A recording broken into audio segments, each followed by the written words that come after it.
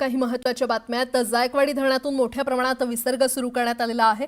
जायकवाडी धरणाचे 12 दरवाजे हे 12 फुटांनी उघडण्यात आलेत, तर धरणातून 3,06,640 क्युसेकनं विसर्ग सुरू आहे। विसर्ग वाढवल्यामुळे पैठण शहरात पाणी शिरलेलं आहे। गोदाकाठच्या गावांना प्रशासनाकडून सतर्कतेचा इशारा देण्यात आलेला आहे।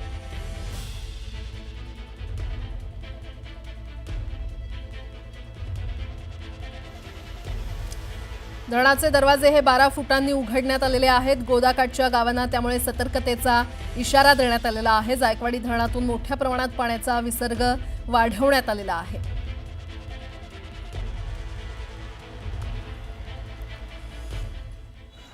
तिकडे बीड जिल्ह्यात नाथसागर धरणातून गोदावरी नदीपात्रात सोडलेल्या पाण्यामुळे बीड जिल्ह्यातील नागझरी गावातील शाळा, अंगणवाडी आणि घरं पाण्याखाली गेलेली आहेत। गावातील नागरिकांना प्रशासनाने सुरक्षित स्थळी हलवलेलं आहे। तर दुसरीकडे बीड जिल्ह्यातील राजापूर गावात पुराचं पाणी शिरलं। संपूर्ण गावाला पुराचा वेढा बसलेला आहे। गावातील राजेश्वर मंदिर हे पाण्याखाली गेलं होतं। गावातील नागरिकांना सुरक्षित स्थळी हलवण्यात आलंय। रात्री देवीची आरती सुरू असतानाच पुराचं पाणी गावात शिरलं। दोन दृश्य आपण पाहतोय। नागझरी गावातील घरं पाण्याखाली गेलेली आहेत, तर तिकडे राजापूर गावात देखील पाणी शिरलेलं आहे।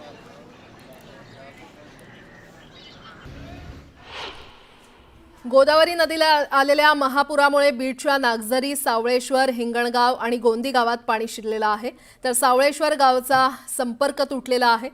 हिंगणगावमध्ये नदीकाठी असलेल्या शेतकऱ्यांच्या विहिरी, बोरवेलचं सोलार हे पाण्याखाली गेलेत। दुसरीकडे गोदावरीच्या महापुरामुळे बीडच्या राक्षसभुवन येथील शनी मंदिर पाण्याखाली गेलं। पांचाळेश्वर येथील मंदिरही पाण्याखाली गेलेलं आहे। आणि थेट जाणार आहोत, आमचे प्रतिनिधी सुरेश जाधव आपल्याला अधिकची माहिती देतील। सुरेश, गोदावरी नदीला महापूर आलाय आणि त्यामुळे अनेक गावांमध्ये पाणी शिरलं असल्याचं कळतंय, काय सद्यस्थिती? जायकवाडी धरणातून गोदावरी नदी पात्रामध्ये जवळपास 3 लाख क्युसेक पाण्याचा विसर्ग केल्यामुळं जे गोदावरी खोऱ्यातील जी गावं आहेत ती पुरामध्ये आहेत आणि विशेषतः बीड जिल्ह्यातील 32 गावं ही या पुराने बाधित होतात। प्रामुख्याने जर बघितलं तर आता मी गोदावरीच्या नदी पात्राच्या शेजारी आहे। आपण पाहतोय एवढा मोठ्या प्रमाणात हा जो विसर्ग आहे तो विसर्ग केल्यामुळे गोदावरीला महापूर आल्याची परिस्थिती आपल्याला पाहायला मिळते। तर शेजारचे जे काही इथं पिकं आहेत ती पिकं देखील यामध्ये पाण्यामध्ये गेलेले आहेत। विशेषतः काही घरामध्ये देखील पाणी शिरलेलं आहे। जे शनीच्या 3.5 फीटापैकी एक फीट असलेलं राक्षसभुवनचं शनी मंदिर ते पूर्णतः पाण्याखाली गेलेलं आहे आणि त्या ठिकाणी फक्त झेंडा पाहायला मिळतोय। समोर आपण पाहतोय प्रवाह किती मोठ्या प्रमाणात आहे। हा जो शहागडचा पूल आहे, खामगाव इथं बीड जिल्ह्यातील गाव आहे आणि त्या ठिकाणी अशा पद्धतीने हा जो प्रवाह आहे तो मोठ्या प्रमाणात आपल्याला पाहायला मिळतोय। विशेषतः गोदावरी नदीला इतिहासात या गाव हे शेजारच्या गावातील लोक सांगतात की एवढ्या मोठ्या प्रमाणात कधीही पाणी सोडण्यात आलं नव्हतं। काही गाव आहे त्या गावातील शाळा असेल, त्याचबरोबर तिथलचे जे गावकरी आहेत त्यांना सुरक्षित स्थळी हलवण्यात आलं असलं तरी मात्र या पुराचा धोका जो आहे तो खूप मोठ्या प्रमाणात झालेला आहे। पिकं देखील आपण या ठिकाणी पाहतो, पिकं देखील पूर्णतः पाण्याखाली गेल्याचं देखील आपल्याला पाहायला मिळतं। नदीकाठचे जे काही सोलार त्याचबरोबर विद्युत पाण्याखाली गेलेले आहेत। विशेषतः बीड जिल्ह्यामधील जे काही परळी हे जे 3 तालुके आहेत हे गोदावरी बाधित होतात आणि या तालुक्यातील जी काही गावं आहेत त्या ठिकाणच्या लोकांना स्थलांतरित करण्यात आलेले, सुरक्षित स्थळी हलवण्यात आलेलं आहे आणि खूप मोठ्या प्रमाणात वेग असल्या कारणानं कुणीही नदी देखील इशारा देण्यात आला आहे। आपण पाहतोय प्रवाह किती मोठ्या प्रमाणात आहे। जो गोदावरी नदी पात्रावरील शहागडचा जो पूल आहे त्याच्या कुठपर्यंत पाणी लागले हे देखील पाहायला मिळतं। तर एवढ्या मोठ्या प्रमाणात जो महापूर आलेला आहे यामुळे शेजारची गोदावरीच्या नदीकाठच्या जी शेजारची जमीन आहे ती पाण्याखाली गेलेली आहे। त्यामुळे साहजिकच या ठिकाणी पाहायला मिळते।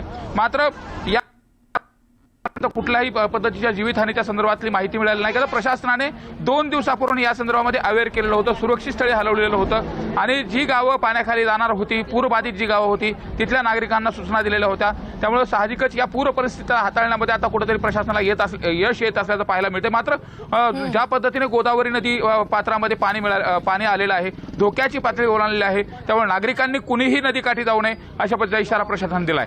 बरं सुरेश, वेळोवेळी तुमच्याकडून अपडेट घेत राहू। तुर्तास धन्यवाद या संपूर्ण माहितीसाठी। तिकडे बीडच्या आष्टी तालुक्यात जोरदार पाऊस झाल्यानं सीना, मेहकरी आणि कांबळी नद्यांच्या संगमावर पूर परिस्थिती निर्माण झाली होती।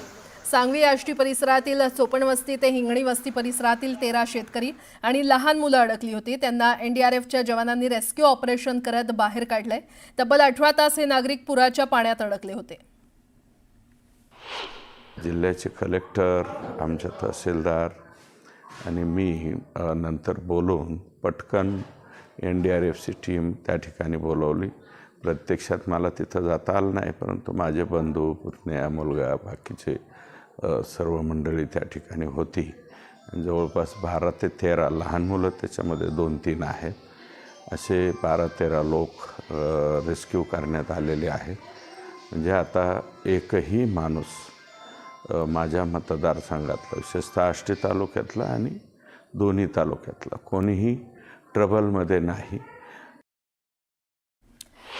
नांदेडमध्ये काल दुपारपासून पाऊस नाहीये, मात्र गोदावरी आणि आसना नदीला पूर परिस्थिती कायम आहे. गोदावरी नदीमध्ये पाण्याची आवक वाढल्यानं मोठ्या प्रमाणात विसर्ग सुरू आहे. त्यामुळे नदीकाठच्या भागात पाणी साचलेलं आहे. जायकवाडीतून विसर्ग सुरू करण्यात आल्यानं नांदेडमध्ये अजूनही पूर परिस्थिती कायम आहे. आणि या संदर्भात अधिक माहिती देत आहेत आमचे प्रतिनिधी मुजीब शेख आपल्यासोबत जोडले गेलेले आहेत. मुजीब, सध्या नांदेडमध्ये काय सद्यस्थिती आहे? आपण पाहिले गोदावरीला पूर परिस्थिती कायम आहे, मात्र गोदावरी सोबतच आसना एक नदी आहे जी शहराच्या जवळून वाहते.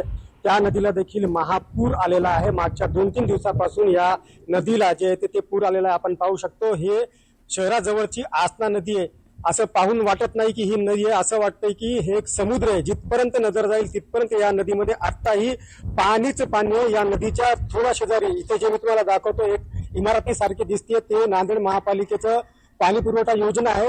ती योजना पूर्णपणे बुडालेली आहे. त्याच बाजूला थोडासा बंधारा आहे, मात्र तो बंधारा पण पूर्णपणे पाण्याखाली बुडालेला आहे.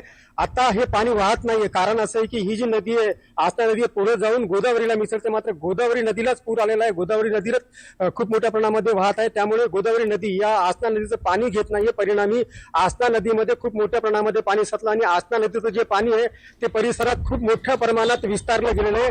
हजारो हेक्टर शेती जी ती आसना नदीच्या बाजूला जी होती नदीकाठी ती पाण्याखाली गेलेली. अनेक गावांना देखील या आसना नदीच्या पाण्याचा फटका जो बसलेला आहे आणि या परिसरामध्ये जे काही ओढे आहेत, नाले आहेत, त्यांना देखील या नदीच्या पाण्यामुळे पूर आलेला आहे. ते पाणी देखील नागरिकांच्या घरांमध्ये, गावांमध्ये, शेतामध्ये शिरलेलं आहे. याशिवाय जे या नदीचं बॅकवॉटर आहे त्याचा देखील मोठा फटका गावागावांना बसलेला आहे. जोपर्यंत गोदावरीचा विसर्ग कमी होणार नाही तोपर्यंत या नदीचं पाणी देखील ओसरणार नाही आणि या नदीचा पूर देखील ओसरणार नाही. सध्या अशी परिस्थिती आहे. आता आपण पाहतो की 2 दिवसापासून पाऊस नाहीये नांदेडमध्ये, तरीही नांदेडमध्ये अशी परिस्थिती आहे. वसमत तालुक्यामध्ये, हिंगोली जिल्ह्यामध्ये जो काही पाऊस पडला त्याचाच परिणाम म्हणून या आसना नदीमध्ये इतक्या मोठ्या प्रमाणामध्ये पाणी आलेलं आहे. या परिसरातल्या काही गावांमध्ये देखील नागरिक अडकले होते. त्यांना रात्री SDRFच्या टीमनं बाहेर काढलेलं आहे. आता त्या साईडला जे पासदगावचा पूल आहे तो पूल पूर्णपणे वाहतुकीसाठी बंद आहे. ह्या पुलापर्यंत देखील पाणी आलं होतं. हा पूल देखील सध्या जड वाहनांसाठी बंद करण्यात आला आहे. एकंदरीत अशी परिस्थिती ही आसना नदीचे पाऊस नसला तरी पूर परिस्थिती मात्र कायम आहे. सध्या पाऊस नाहीये, मात्र आपण पाहतोय की हवामानाचा लहरीपणा सध्या कायम सुरू आहे. कधी कुठलाही अलर्ट दिला जातो, त्यामुळे मोठा पाऊस आला किंवा अतिवृष्टी या 1-2 दिवसात झाली तरी परिस्थिती बिकट होण्याची नांदेडमध्ये शक्यता आहे. ठीक आहे मुजीब, वेळोवेळी तुमच्याकडून अपडेट घेत राहू. तुर्तास धन्यवाद या संपूर्ण माहितीसाठी.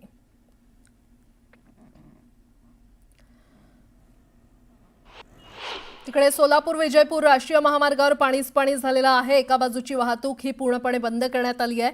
विजयपूरहून सोलापूरच्या दिशेने जाणारा रोड एका बाजूने बंद करण्यात आलाय, तर दुसऱ्या बाजूची वाहतूक देखील काही वेळात बंद होण्याची शक्यता आहे. दरम्यान सीना नदीला आलेल्या पुरामुळे दक्षिण सोलापूर तालुक्यातील हत्तूर गावाजवळ ओढा ओव्हरफ्लो झालाय आणि ओढा ओव्हरफ्लो आणि सीना नदीचं पाणी पूर्णपणे राष्ट्रीय महामार्गावर आल्यानं वाहतुकीला मोठा फटका बसलेला आहे. या संदर्भात अधिक माहिती देत आहेत आमचे प्रतिनिधी प्रीतम पंडित आपल्यासोबत जोडले गेलेले आहेत. प्रीतम, सोलापूर विजयपूर राष्ट्रीय महामार्गावर सध्या पाणीच पाणी झालं असल्याचं कळतंय, वाहतूक बंद झाली आहे, काय अपडेट?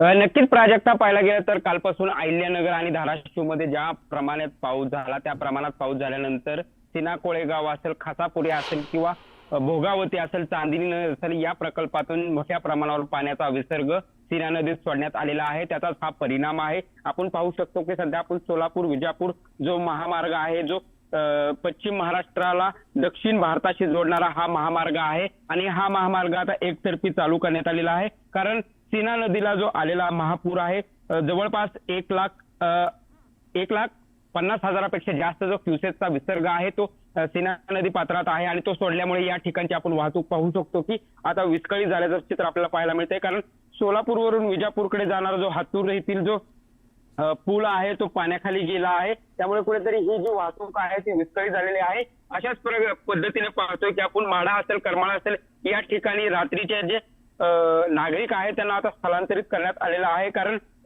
पाहतोय की सीना नदी पात्रात जवळपास 1.5 लाखहून अधिक जो क्युसेकचा विसर्ग आहे तो सोडण्यात आलेला आहे. त्यामुळे गेल्या 8 दिवसापासून सीना नदी जी पात्र सोडून वाहत होती ती आजही पात्र सोडून वाहताना आपल्याला पाहायला मिळत आहे.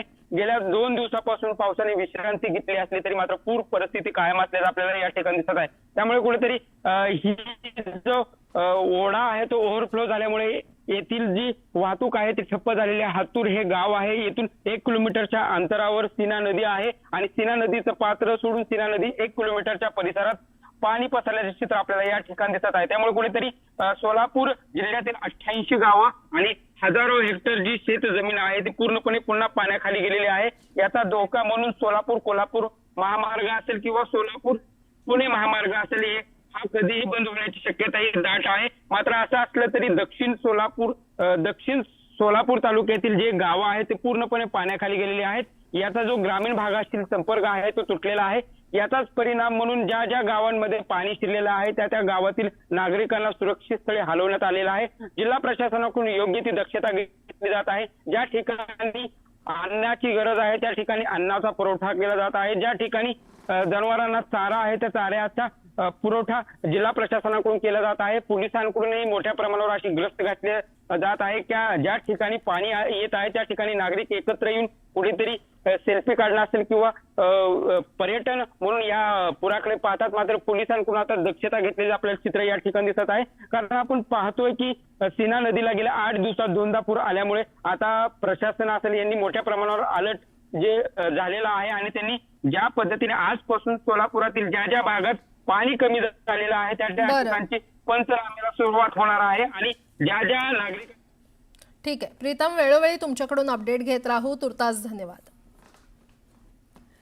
तिकडे नाशिक शहरात पावसानं उघडीप दिल्यानं गोदावरी नदीच्या पाणी पातळीत घट झाली आहे. काल सायंकाळी बुडालेल्या दुतोंड्या मारुतीच्या छातीपर्यंत आता पाणी आल्याचं पाहायला मिळतंय. मात्र पूर परिस्थिती कायम असून गोदाकाठावरील सगळ्या मंदिरांना पुराच्या पाण्याचा वेढा कायम आहे. रामकुंड, लक्ष्मणकुंड पूर्णतः पाण्याखाली गेलेलं आहे.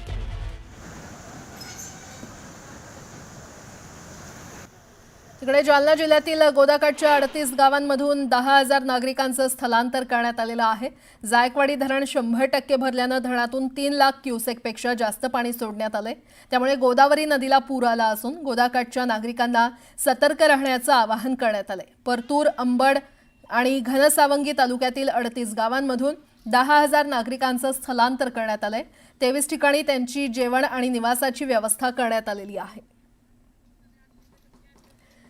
तिकडे अहिल्यानगरमध्ये शनिवारी झालेल्या मुसळधार पावसामुळे सीना नदीला पुन्हा एकदा महापूर आलाय. माढा, करमाळा, मोहोळ, उत्तर सोलापूर आणि दक्षिण सोलापुरातील अनेक गावात पुन्हा पुराचं पाणी शिरलंय. सीना नदीमध्ये सुमारे 1,54,000 क्युसेक वेगानं पाण्याचा विसर्ग सुरू असल्यानं ही पूरसदृश्य परिस्थिती निर्माण झाली आहे. त्यामुळे प्रशासनाकडून नागरिकांना सतर्कतेचा इशारा देण्यात आलाय. अशात पालकमंत्री जयकुमार गोरे सोलापुरात थांबून परिस्थितीचा आढावा घेत आहेत.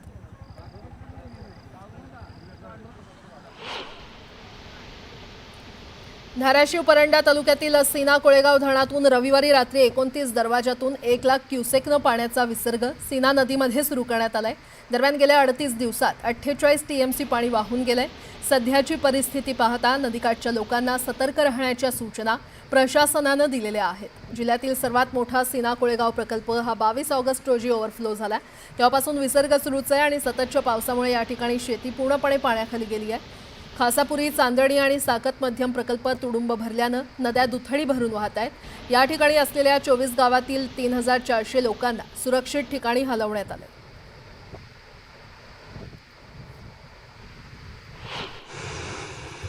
धाराशिव जिल्ह्यातील नळदुर्ग किल्ल्यावरचा नर मादी धबधबा ओसंडून वाहतोय. बोरी धरण भरल्यामुळे धबधब्याच्या पाण्यामध्ये वाढ झालेली आहे. धबधब्यानं अकराळ विक्राळ रूप धारण केलेलं आहे आणि त्यामुळे एरवी धबधब्याजवळ जाऊन फोटो काढणाऱ्या पर्यटकांना प्रशासनानं काळजी घेण्याचं आवाहन केलंय.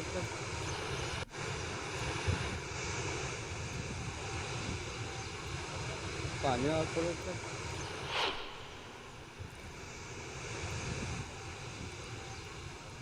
पाणी वापरत तिकडे गोंदिया जिल्ह्यात गेल्या 3 ते 4 दिवसांपासून पाऊस सुरू आहे. दरम्यान या पावसामुळे खळबंदा जलाशयाचा सेजगाव, परसवाडा आणि अर्जुनीला जाणारा कालवा फुटल्यानं परिसरातील शेतकऱ्यांच्या धान पिकांचं मोठ्या प्रमाणात नुकसान झालंय. कालवा फुटल्यानं आणि सध्या पाऊस सुरू असल्यानं शेतकऱ्यांचं मोठ्या प्रमाणात नुकसान झालं असून शेतकऱ्यांनी नुकसान भरपाई देण्यात यावी अशी मागणी केलेली आहे. दुसरीकडे जोपर्यंत हा कालवा दुरुस्त होणार नाही तोपर्यंत शेतकऱ्यांना पुढील सिंचनासाठी तात्काळत बसावं लागणार आहे.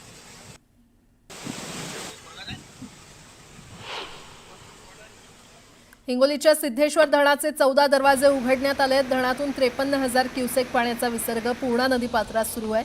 त्याचबरोबर सिद्धेश्वर धरणाच्या वरच्या भागात असलेल्या येलदरी धरणातून देखील 48,000 क्युसेक पाण्याचा विसर्ग सुरू आहे आणि त्यामुळे पूर्णा नदीपात्रातील पाणी पातळीत मोठी वाढ झाली आहे. नदीला पूर आलाय आणि नागरिकांना सतर्क राहण्याच्या सूचना प्रशासनानं दिलेल्या आहेत.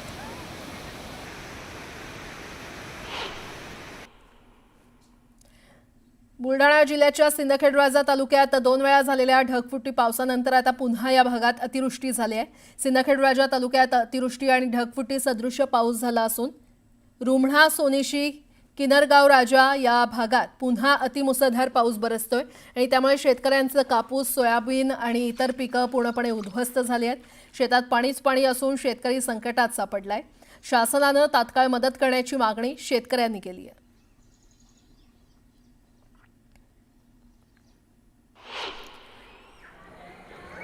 जळगावच्या एरंडोल तालुक्यातही मुसळधार पाऊस सुरू आहे. मुसळधार पावसामुळे गाव परिसरात पूरसदृश्य परिस्थिती निर्माण झाली आहे. गिरणा नदीच्या उपनद्यांना महापूर आल्यानं नदीपात्र ओसंडून पाणी गावात शिरलेलं आहे आणि त्यामुळे स्थानिक नागरिकांमध्ये मोठी धांदल उडाल्याचं पाहायला मिळालं. गावातील मुख्य रस्त्यालगत असलेल्या दुकानांच्या ओट्यापर्यंत पाणी पोहोचलंय आणि त्यामुळे नागरिकांनी दुकानांमधील साहित्य इतर ठिकाणी घेऊन जाण्यास सुरुवात केली.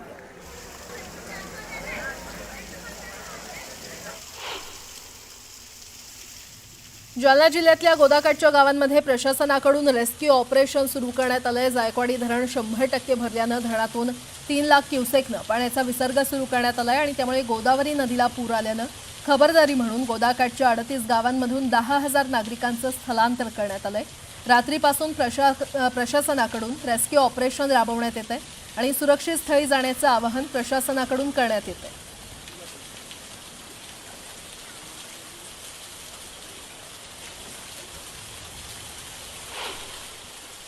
इकडे जळगाव जिल्ह्यातील पाचोरा, भडगाव आणि चाळीसगाव तालुक्याला पुन्हा एकदा अतिवृष्टीचा तडाखा बसलेला आहे. आठवड्याभरात तिसऱ्यांदा यापुढे शेतकऱ्यांवर मोठं संकट ओढावलं असून चाळीसगाव तालुक्यात झालेल्या अतिवृष्टीमुळे गिरणा नदीला महापूर आलाय. रात्री गिरणा धरणातून 6,000 क्युसेक पाण्याचा विसर्ग सुरू होता.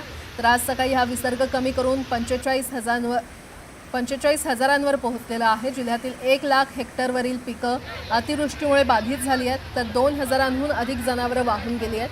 चाळीसगाव तालुक्यातील मन्याड धरणाच्या भिंतीला धोका निर्माण झाल्यामुळे नांद्रा गावातील ग्रामस्थांचं प्रशासनानं स्थलांतर केलंय.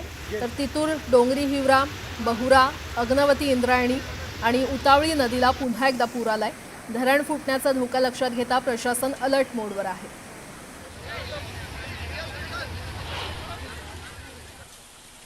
तिकडे पालघर जिल्ह्याला आज पावसाचा ऑरेंज अलर्ट जारी करण्यात आलेला आहे. जिल्ह्यात आज मुसळधार पावसाची शक्यता आहे. खबरदारी म्हणून जिल्हा प्रशासनाकडून शाळा आणि महाविद्यालयांना सुट्टी जाहीर करण्यात आली आहे. तर पहाटेपासून जिल्ह्यात पावसानं काही प्रमाणात विश्रांती घेतली आहे. धरणांमधून पाण्याचा विसर्ग सुरू असल्यानं नद्यांच्या पाणी पातळीत वाढ झालेली आहे.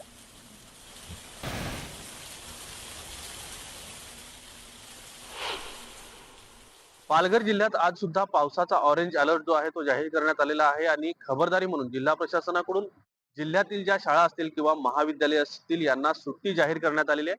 मात्र कालपासून जो पालघर जिल्ह्यात पाऊस होतोय त्याच्यामुळे नदी नाले जे आहेत ते ओसंडून वाहताना दिसत आहेत. नद्यांच्या पाणी पातळीत मोठ्या प्रमाणावर वाढ झाल्याचं पाहायला मिळत आहे. आपण बघू शकतो की मी सध्या सूर्या नदीच्या तीरावरती आहे आणि सूर्या प्रकल्पाचं जे धामणी धरण आहे या धामणी धरणाचे 5ही दरवाजे जे आहेत ते उघडण्यात आले आणि साधारणतः 37,000 क्युसेक पाण्याचा विसर्ग जो आहे तो या सूर्या नदीत सुरू आहे आणि त्याच्यामुळे सूर्या नदीला मोठ्या प्रमाणावर पूर आल्याचं पाहायला मिळतंय. दुसऱ्या बाजूला तानसा असेल किंवा मध्य वैतरणा असेल, मोडक सागर असेल या धरणांमधून देखील नद्यांमध्ये विसर्ग जो आहे तो पाण्याचा सुरू आहे आणि त्याच्यामुळे वैतरणा, पिंजाळ आणि देहरजे या नद्यांना देखील मोठ्या प्रमाणावर पूर आल्याचं पाहायला मिळतंय. एकूणच पाहिलं तर पालघर जिल्ह्यात काल आणि आज पावसाचा जोर जो आहे तो कायम राहणार असल्याचा इशारा जो आहे तो हवामान खात्याकडून देण्यात आला होता. आज काही प्रमाणात पावसाने विश्रांती घेतली असली तरी सुद्धा नदी नाले जे आहेत ते ओसंडून वाहताना दिसत आहेत. एकूणच पालघरमधील कालपासून सुरू असलेल्या या पावसामुळे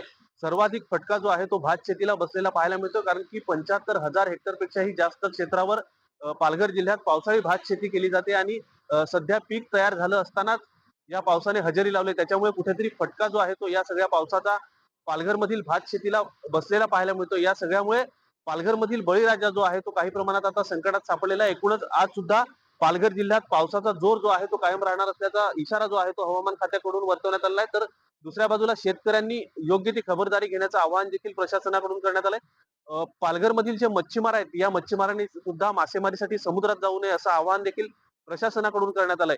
एकूणच प्रशासन सध्या सतर्क असलं तरी सुद्धा नागरिकांनी देखील योग्य खबरदारी घेण्याचं आवाहन जे आहे ते प्रशासनाकडून करण्यात आलंय. न्यूज 18 लोकमतसाठी राहुल पाटील, पालघर. आणि आता एक मोठी बातमी. राज्यातील अनेक भागात आजही मुसळधार पावसाचा इशारा देण्यात आलाय. हवामान खात्यानं दिलेल्या माहितीनुसार आज मुंबई, ठाणे, पालघर आणि रायगड या जिल्ह्याला ऑरेंज अलर्ट देण्यात आलाय. तसंच मंगळवार 30 सप्टेंबर रोजी येलो अलर्ट देण्यात आलाय.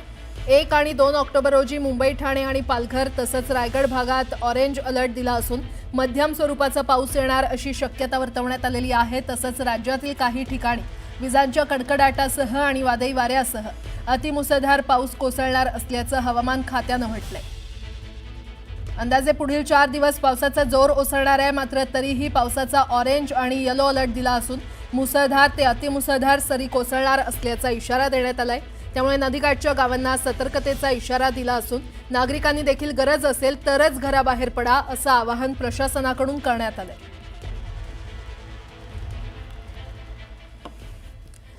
एक सविस्तर बातमी. अमरावतीमध्ये माजी खासदार आणि भाजप नेत्या नवनीत राणा यांनी शेतीच्या बांधावर जात नुकसानग्रस्त भागाची पाहणी केली आहे.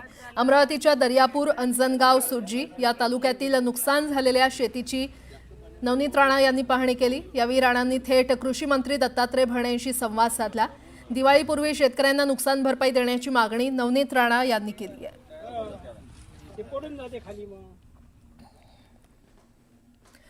बातमीपत्र